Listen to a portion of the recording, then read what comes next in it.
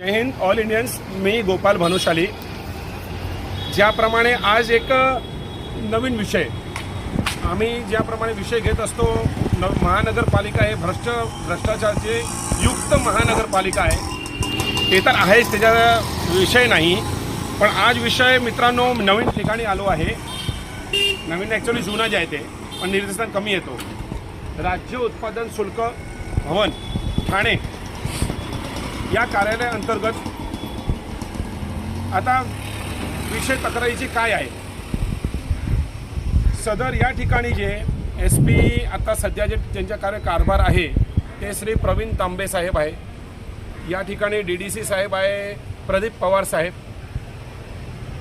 विषय आता मूळ विषयावरती आपण येऊ तर राज्याच्या सर्वात मोठा उत्पन्न महसूल देणारी जे एक संस्था आपण बोलू, सहकारी संस्थे एक राज्य उत्पादन शुल्क आहे। यामध्ये अनेक भ्रष्टाचार आहे।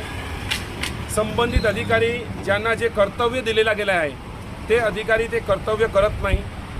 जर डिव्हिजन ज्यांना या ठिकाणी डिव्हिजन वाईज काम असतो, ABCDEF पर्यंत डिव्हिजन आहे, यांना प्रत्येकांना एक एक डिव्हिजनमध्ये निरीक्षक असतात, त्यांचे दुय्यम निरीक्षक असतात। त्यांना जे कर्तव्याचं पालन दिलं गेलं आहे ते कर्तव्य योग्य पद्धतीने ते करत नाही। हे आणखी पुढे विषय आहे आणि त्याच्या पार्ट 2 व्हिडिओमध्ये मी तुम्हाला दाखवणारच। तर ते योग्य पद्धतीने ते करत नसताना मी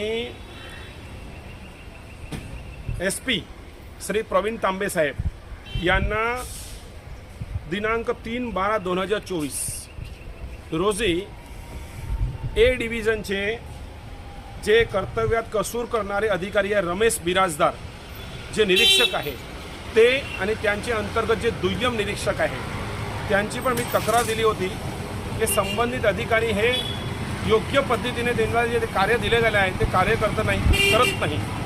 FL3 FL2 BLR हे धारक अनुज्ञप्तीधारक जे नियमभंग करतात त्यांच्यावरती कारवाई करण्यासाठी त्यांच्या वैयक्तिक लाभासाठी आनाकानी करतात।